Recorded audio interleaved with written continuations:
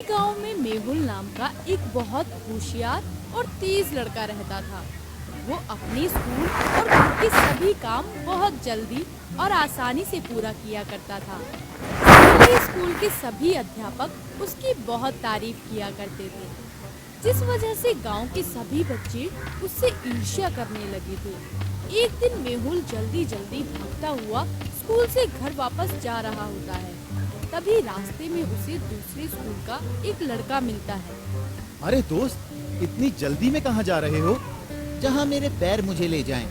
मेहुल का जवाब सुनकर वो लड़का असमंजस में पड़ जाता है और चुपचाप वहाँ से चला जाता है, जिसके बाद मेहुल भी वहाँ से चला जाता है। बेटा, आज स्कूल का कैसा रहा? बिल्कुल दिन जैसा। उल्टे सीधे जवाब तो जरूर छत्ते से चिपकी मधुमक्खी की तरह तुम्हारे मुंह से चिपके रहते हैं। तभी तो इतनी मीठी बातें करता हूँ। मेहुल की बात सुनकर उसकी मम्मी को भी हंसी आ जाती है। मेहुल, बेटे, जरा बाजार से कुछ सब्जियां खरीद कर ले आओ। मम्मी के ऐसा कहने पर मेहुल सब्जी का थैला और कुछ पैसे लेकर बाजार चला जाता है। सब्जी खरीद कर लौटते समय उसे रास्ते में कुछ बच्चे मिलते हैं। अरे देखो तो जरा, उल्टे जवाबों की दुकान जा रही है। नहीं नहीं दोस्त, इसे कुछ मत बोलो, नहीं तो ये फिर कोई अजीब सा जवाब देगा। मैं तुम्हें क्यों कोई जवाब दूंगा, क्योंकि जवाब तो सवाल का होता है और तुमने मुझसे कहाँ कोई सवाल पूछा है। ये बोलकर मेहुल वहाँ से चला जाता है। इसी तरह दिन बीतते जाते हैं और मेहुल के जवाबों के किस्से उसके गांव के साथ साथ दूसरे गांव में भी फैलने लगते हैं। इसी कारण गांव के बच्चे हर रोज कोई नया जवाब सुनने के लिए मेहुल को छेड़ना शुरू कर देते थे। मेहुल इस बात से बहुत परेशान हो जाता है। एक दिन मेहुल स्कूल से घर वापस जा रहा होता है कि रास्ते में उसे कुछ बच्चे मिलते हैं, जिनमें केशव नाम का वो लड़का भी होता है जो मेहुल से पहले भी मिल चुका होता है। देखो, ये वही बदतमीज बच्चा है, मैं इसे जानता हूँ। केशव की बात सुनकर मेहुल तुरंत उसे जवाब देते हुए बोलता है। बदतमीज, बदतमीज से जान पहचान रखने वाला भी बदतमीज होता है। मेहुल की बात सुनकर केशव को बहुत गुस्सा आता है, लेकिन उसके पास मेहुल की बात का कोई जवाब नहीं होता। इसीलिए वो चिल्लाते हुए कहता है, तुम्हें इसका जवाब जरूर मिलेगा और जल्दी ही मिलेगा। मैंने तो कोई सवाल किया ही नहीं। मेहुल की बात सुनकर जैसे ही केशव पीछे मुड़कर देखता है तो मेहुल वहाँ से चला जाता है।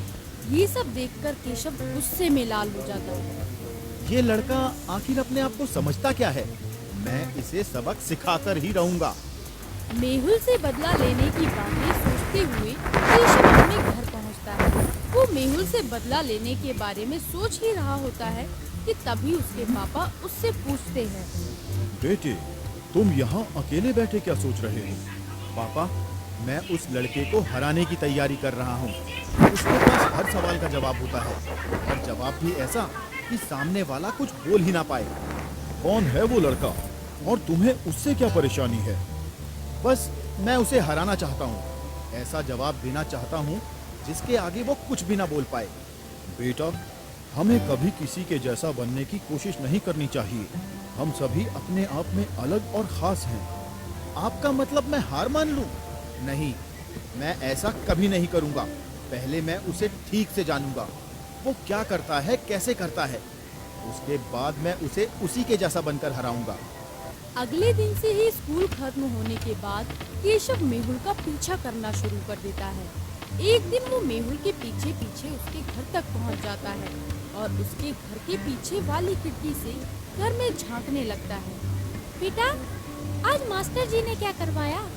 पढ़ाई। कब भी सीधा जवाब नहीं देगा। सीधा जवाब चाहिए तो सीधा सवाल करो।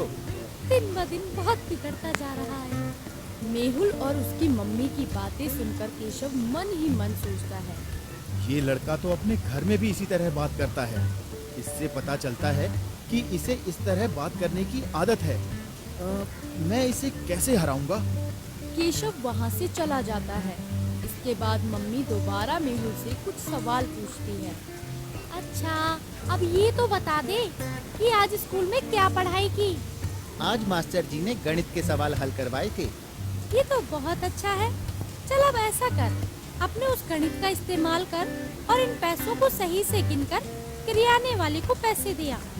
मम्मी से पैसे लेकर मेहुल दुकान की तरफ चल दिया। जैसे ही वो दुकान पर पहुंचा, उसने देखा केशव भी वहां खड़ा है। और दोस्त कैसे हो? केशव का ऐसा व्यवहार देखकर मेहुल को कुछ अजीब लगता है। दोस्त जैसा तो नहीं है। अरे तुम तो बुरा मान गए, मैं तो बस मजाक कर रहा था। केशव की बात को नजरअंदाज करते हुए मेहुल वहां से चला जाता है। ये देखकर केशव को अपमान महसूस होता है और एक बार फिर वो मेहुल से बदला लेने की ठान लेता है। इतना घमंड अच्छा नहीं होता। अब तू देखता जा, मैं तेरे जैसा बनकर ही रहूंगा। फिर देखते हैं कौन किस पर भारी पड़ता है। इसके बाद जब भी केशव मेहुल से मिलता, वो हर बार उसके व्यवहार की कोई नई आदत सीखने की कोशिश करता, जिससे वो उसके जैसा बन सके। लेकिन मेहुल हर बार उसे कुछ ऐसा बोल जाता जिसका केशव के पास कोई जवाब नहीं होता था। एक दिन केशव मेहुल के स्कूल के रास्ते में खड़ा हुआ उसका इंतजार कर रहा होता है। इसने तो हद ही कर दी। जाने कहां से हमेशा ऐसे नए नए जवाब ढूंढ कर ले आता है।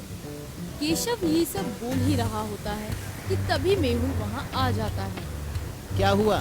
मुझे हराने के बारे में सोच रहे हो? कुछ भी कर लो, तुम मुझे कभी नहीं हरा पाओगे। वो तो समय ही बताएगा कि कौन किसे हराता है। मुझे तुम्हारा आत्मविश्वास बहुत अच्छा लगा। उम्मीद करूंगा ये कभी ना टूटे। मेहुल की बात सुनकर केशव हैरान रह जाता है।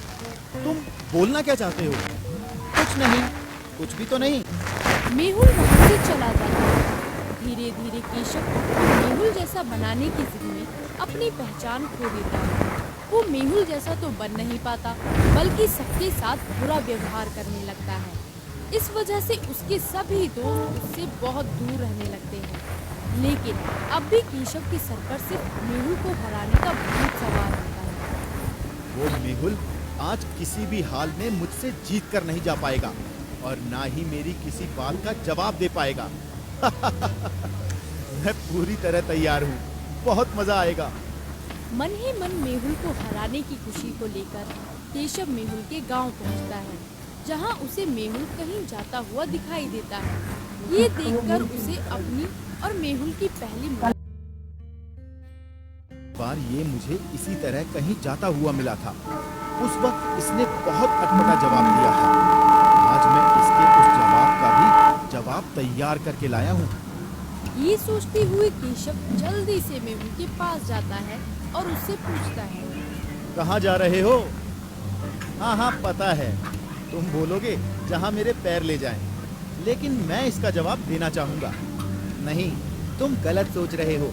आज तो मैं वहाँ जा रहा हूँ जहाँ ये हवा मुझे ले जाए। मेहुल का जवाब सुनकर केशव हैरानी से खड़ा हो जाता है। उसके दिमाग में कोई जवाब नहीं आता, इसलिए वो मुंह लटकाकर वहाँ से चला जाता है। ये इसने क्या बोल दिया? अब इसका जवाब कहाँ से लेकर आऊं? केशव रात भर मेहुल की बात का जवाब सोचता रहता है। फिर अगले दिन एक बार फिर मेहुल के सामने जाकर खड़ा हो जाता है। हाँ तो आज कहाँ जा रहे हो? अब तुम बोलोगे जहाँ तुम्हारे पैर या ये हवा ले जाए। लेकिन मैं तुम्हें ये बताना चाहता हूँ कि नहीं, तुमने फिर गलत समझा। आज तो मैं बाजार सब्जियाँ खरीदने जा रहा हूँ। मेहुल की बात सुनकर केशव एक बार फिर हैरान रह जाता है। ये देखकर मेहुल उससे बोलता है, केशव, तुम मुझे हराने के लिए मेरे जैसा बनने की कोशिश में लग गए, जिसकी वजह से तुम अपनी असली पहचान को खो बैठे। लेकिन असलियत तो ये है कि मैं हमेशा से ऐसा ही हूँ। मुझे कभी कुछ बोलने से पहले सोचने की जरूरत नहीं पड़ती, पर तुम्हें हमेशा मेरे हर जवाब का जवाब देने के लिए अपनी रातों की नींद खराब करनी पड़ती है। तो बताओ, इसमें नुकसान किसका हो रहा है? मेहुल की बात सुनकर केशव सोच में पड़ जाता है। बात तो तुम सही कह रहे हो। तुम्हें हराने के जोश में मैंने ध्यान ही नहीं दिया कि मेरे दोस्त मुझसे दूर हो गए। तुम्हारे जैसा बनने की कोशिश में मैंने अपनी असली पहचान भी खो दी। ये मैंने क्या कर दिया? तुम्हें अपनी गलती का एहसास है, बस यही बहुत बड़ी बात है। मैं बिना किसी वजह किसी से लड़ाई नहीं करता और इस तरह से जवाब देना मेरी आदत है। मेरी तरह बनने के लिए तुम्हें अपनी पहचान नहीं खोनी चाहिए। इसलिए जाओ, अपने मम्मी पापा और दोस्तों से गलत व्यवहार के लिए माफी मांगो। मेहुल की बात मानते हुए केशव अपने घर चला जाता है और मम्मी पापा से माफी मांगता है। इसके बाद वो अपने सभी दोस्तों से माफी मांगता है और एक बार फिर शांति से अपना पहले जैसा जीवन जीने लगता है और मेहुल से भी दोस्ती कर लेता है।